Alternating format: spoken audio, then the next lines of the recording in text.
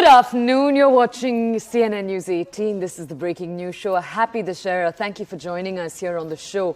Our first news, breaking news coming in right now from developments in Israel. Let's take a quick look. Amid the ongoing Israel-Hamas conflict, the French President Emmanuel Macron has landed as of a few hours ago in Tel Aviv before meeting with Israel's Prime Minister Benjamin Netanyahu. Remember, Macron and Netanyahu are set to deliver an address to the press. Macron is currently meeting with Israel's President Isaac Herzog. He's also going to be meeting with leaders of the opposition shortly. Remember, France, the French Premier is there, A, largely to express support, and B, for one more thing. He's also going to be asking for the least humanitarian damage possible. He's essentially going to be saying that the lives of those in the Gaza Strip matter. Now, we have my colleague Abhishek with us to tell us more about the French message. Abhishek, is it correct to tell our audiences that the French message, the American message are exactly the same? Almost, because both the sides, the France and USA, they have been supporting Israel in its fight against terrorism. At the same time, they are also now trying to act in a balanced way because of the severe and high casualties of civilians happening in Gaza because of the counter-offensive launched by Israeli forces. Now, what has started happening on 7th of October as a terrorist attack on Israel is now very fastly turning into a collective punishment of the people in Gaza, and that is what has been a sense. Chinese Foreign Minister has exactly used the word that what Israel is doing is becoming increasingly a collective punishment for the people in Gaza. And this is where the leaders of France, the US, UK, and other Western nations are trying to dissuade Israel from going ahead with more civilian casualties that can actually distract the entire narrative of fight against terrorism to the humanitarian crisis that is happening in Gaza. French President Emmanuel Macron's visit will be, in a way, expressing solidarity with Israel. The terror campaign that it has been subjected to, and the counter-offensive that it is launching against Hamas, the terrorists. So the France government will, of course, be siding along with Israel on its fight against terrorism, but at the same time, they will underline their concern on the massive casualties of civilians, children, women, infrastructure, civilian infrastructure, hospitals or education institutes that are being targeted by Israeli airstrikes in Gaza as well. Okay, Abhishek, thank you for bringing us that update. Remember, Palestinian health authorities have said that more than 5,000 people have lost their lives in the missiles that have fallen from the IDF over the last few days. We're going to walk you through more reactions right now. What the IDF, the Israeli Defense Forces chief, had to say. Take a look.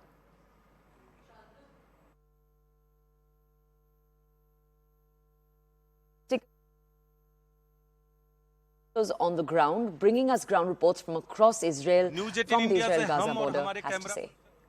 करम सिंह आ गए हैं West Bank यानी फिलिस्तीन, Israel की सीमा से just अभी थोड़ी देर पहले हम लोग महज 500 मीटर की दूरी पर घुसे हैं वेस्ट बैंक में।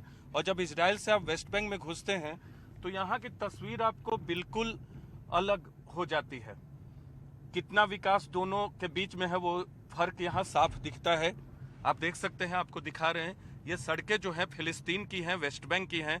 और ये भी कहा जा रहा है कि वेस्ट बैंक तीसरा फ्रंट खुल सकता है पूरी लड़ाई में। हमास के खिलाफ जो इजराइल की लड़ाई है, पहला फ्रंट गाजा में है, दूसरा फ्रंट उत्तर लेबनान बॉर्डर में है और तीसरा फ्रंट वेस्ट बैंक में खुल सकता है। लेकिन अभी हमें दिखाने का मकसद ये है कि दोनों की तुलनात्मक दृष्टि से आपको दिखाते कि इजराइल में जहां हमारी गाड़ियां बहुत रफ्तार से भागती हैं, यहाँ क्या स्थिति है वेस्ट बैंक में।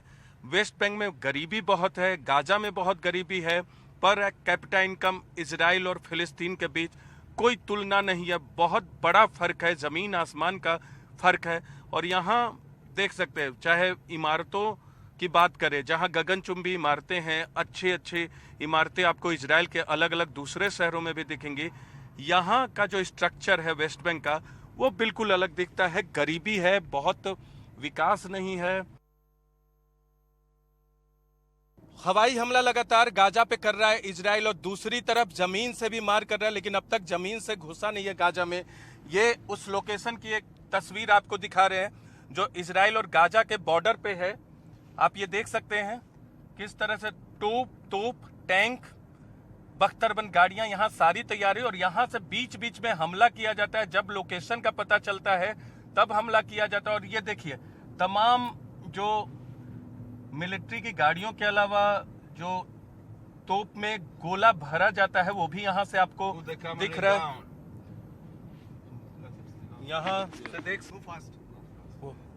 यहाँ से देख सकते हैं आपको बीच बीच में। ये बहुत सेंसिटिव लोकेशन है तो हम आपको दिखा नहीं रहे। करम आपको इधर से दिखाएंगे, बैक साइड से इधर आपको दिखाएंगे। इधर और लोकेशन हैगा। Mirror down light of, mirror down और लाइट ऑफ करके, क्योंकि बैक साइड आपको यहां भी कुछ लोकेशन दिखेंगे। ये सड़कें सेंसिटिव हैं क्योंकि सबसे नजदीक की सड़कें हैं, हाईवे है जो इजराइल गाजा बॉर्डर पे है। यहां भी पेड़ों से ढक के बहुत आर्मी के लोग हमें दिखे थे।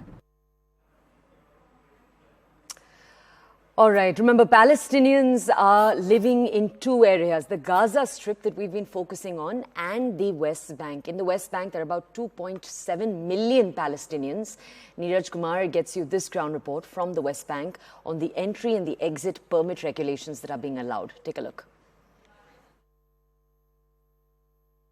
इजराइल और वेस्ट बैंक के बॉर्डर पे इस वक्त हम लोग हैं। हम लोग इस वक्त वेस्ट बैंक के अंदर हैं, रमल्ला के नज़दीक हैं। और आपको बता दें कि कई क्रॉसिंग होते हैं। एक क्रॉसिंग हमारे पीछे में आप देख सकते हैं, हमारे कैमरा पर्सन आपको तस्वीरें दिखाने की कोशिश करेंगे। वहाँ से हम प्रवेश किए हैं। जो इस वक्त आपको कैमरे पर दिख रहा है उधर इजराइल है, जो आपको इजराइल से हम लोग वेस्ट बैंक की तरफ प्रवेश किए हैं और रमल्ला थोड़ी देर में पहुंचेंगे। लेकिन ये कहा जा रहा है कि वेस्ट बैंक तीसरे फ्रंट के तौर पे खुल सकता है। आपको दिखा दें, ये जो स्ट्रक्चर बनाया गया है, जब दोनों सीमाओं के बीच में तनाव बढ़ता है तो इधर से आना जाना होता है। ये जो स्ट्रक्चर बनाया गया और ये गाड़ियों के मूवमेंट के लिए है। जब इजराइल के लोग इधर नहीं आते लेकिन पैलेस्टीन के लोगों को उधर जाना होता है तो ये स्ट्रक्चर बनाया गया होता है। आमतौर पे इजराइल के लोग यहाँ नहीं आते, लेकिन ये स्ट्रक्चर आम लोगों के लिए आने जाने के लिए बनाया होता है जब तनाव की स्थिति होती है।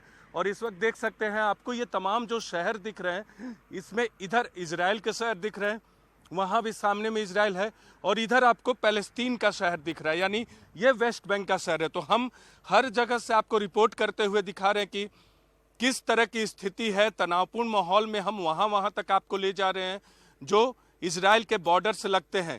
तो गाजा का ही एक दूसरा हिस्सा जो है वो वेस्ट बैंक है और ये फिलिस्तीन के अंतर्गत आता है, लेकिन दोनों का बॉर्डर अलग अलग है। वेस्ट बैंक अगर पूर्व में है तो गाजा बिल्कुल दक्षिण में पड़ता है इजराइल के।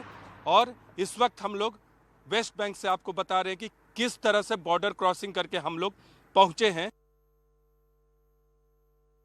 אנחנו רוצים להביא את חמאס למקום של פירוק. את ההנהגה שלו, הזרוע הצבאית שלו, את מנגנוני העבודה שלו, ולכן אנחנו תוקפים מאוד מאוד חזק, הורגים מפקדים בכירים, הורגים פעילים, משמידים תשתיות, פועלים בנחישות רבה מאוד, אבל הדרך היא דרך של התקפה מאוד נחושה, של פגיעה בחמאס בכל מקום שהוא נמצא בו ובכל דרך. תמרון בדרום מוכן בצורה טובה מאוד. אנחנו פועלים יחד כאגרוף מחץ למטרה אחת, לחסל את החמאס. אנחנו נותנים גיבוי זה לזה, ואנחנו נותנים גיבוי לצבא ההגנה לישראל, ללוחמים שלנו, למפקדים שלנו. ואני מבקש אזרחי ישראל שתדעו דבר נוסף. אנחנו מקבלים את ההחלטות כאן ובקבינט לניהול המלחמה פה אחד. אנחנו עושים את זה באחריות רבה, אנחנו עושים את זה גם בחרדת קודש. אנחנו נלחמים יחד ואנחנו ננצח יחד. רק יחד. We have taken care to look at all the evidence currently available. Mr. Speaker, I can now share our assessment with the House.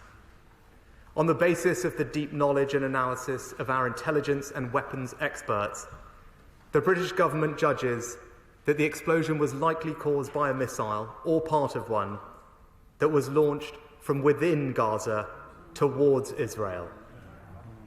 The misreporting of this incident had a negative effect in the region, including on a vital US diplomatic effort and on tensions here at home. We need to learn the lessons and ensure that in future there is no rush to judgment.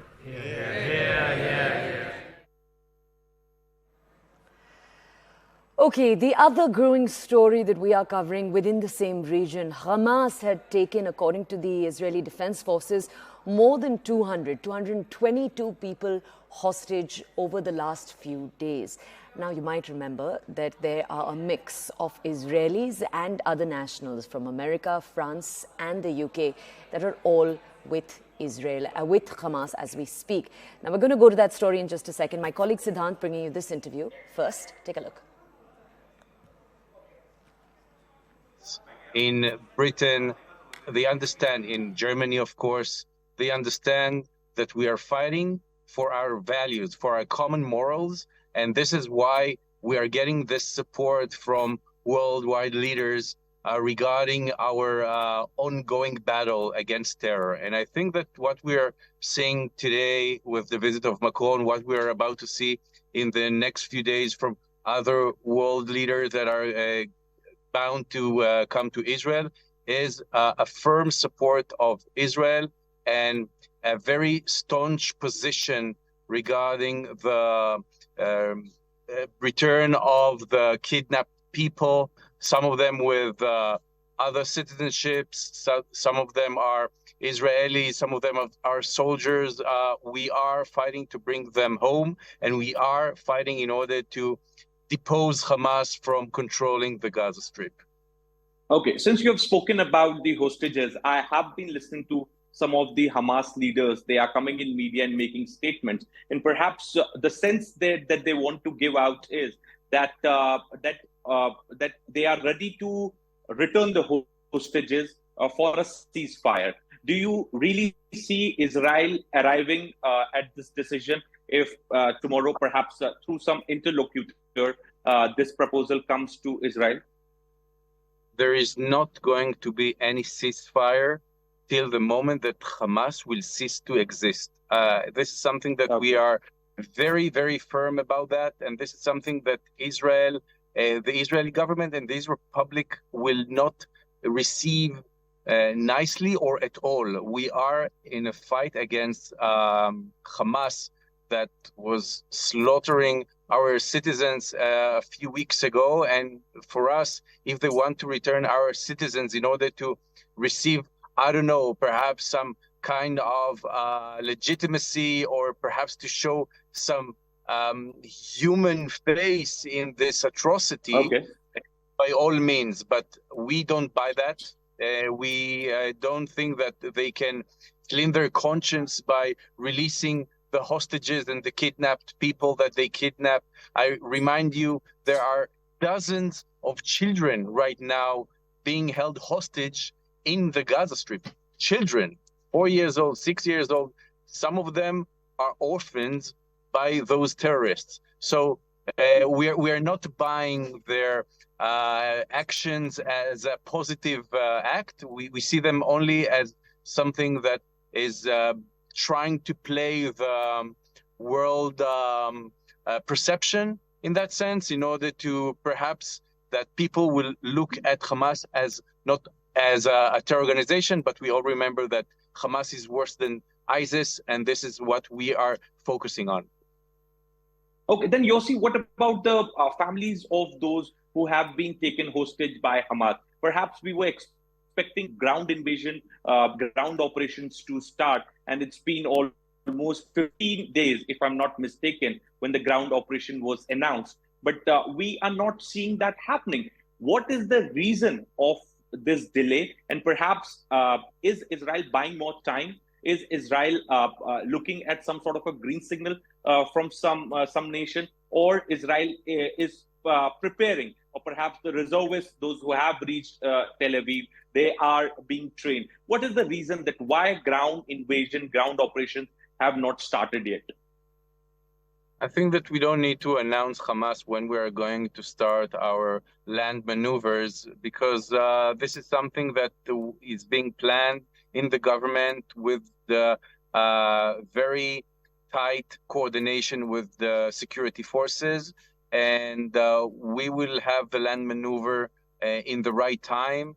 Only an hour ago, the IDF spokesperson, Hagari, spoke about this and told that we are ready. The army is ready, the security forces are ready, and the government is ready.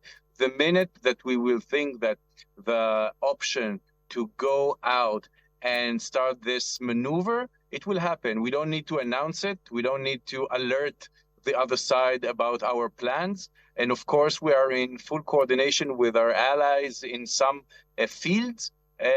On the strategic level, we are not announcing on every step and every way that we're having and making, but we are, of course, in coordination to some extent with our allies.